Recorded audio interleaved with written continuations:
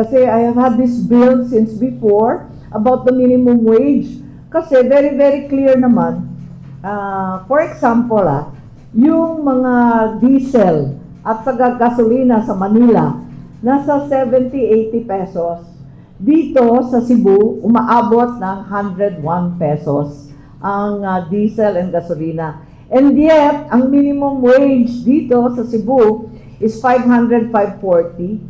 Whereas in Manila, it's 680.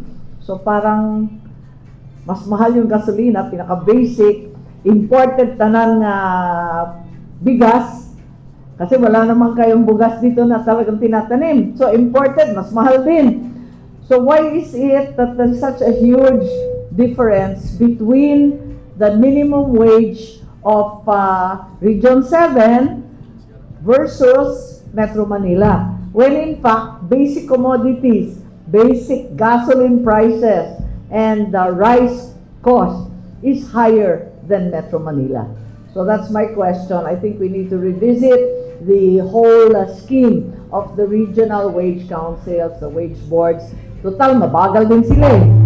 Complain din. So I think it's important we start looking at it again and see how this metric that they use is actually applying.